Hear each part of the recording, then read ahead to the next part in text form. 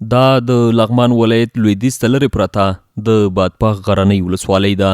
د یادې ولسوالۍ د مقام او امنیه قومندانۍ لپاره د کورنیو چارو وزارت له داخلي بودیجې د څه باندې 25 میلیونو افغانیو په ارزښت د نویو ودانیو جوړولو چارې پیل شوې چې د شپږو میاشتو په موده کې به بشپړې شي.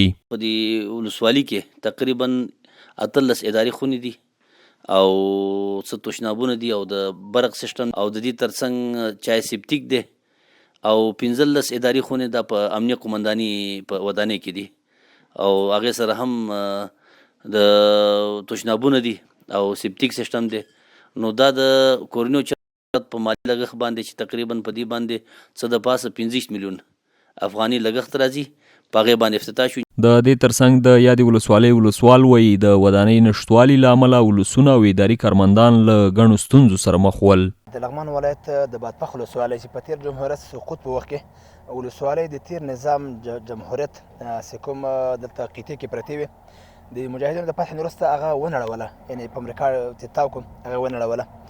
نو بیا ولسونه ډېر له ستونزو سره مخ وو، مشکلاتو سره مخ وو.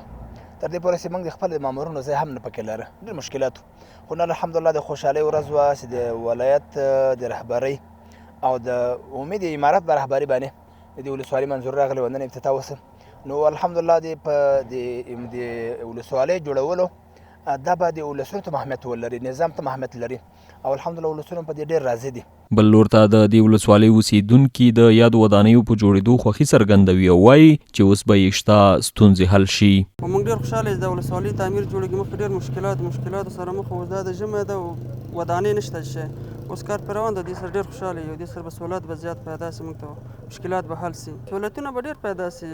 مشکلات ډېر ادارې پکې معلومې نه وي، مخکې یو تعمیر کې ټول یو اتاق کې اوسېدل، اوس به تعمیر جوړ شي، دې سره به مشکلات به حل سي. د یادونې ده چې یادې ودانۍ د تېرې ادارې پر مهال له منځه تللې وې چې اوس به بیرته په اساسي ډول جوړې شي.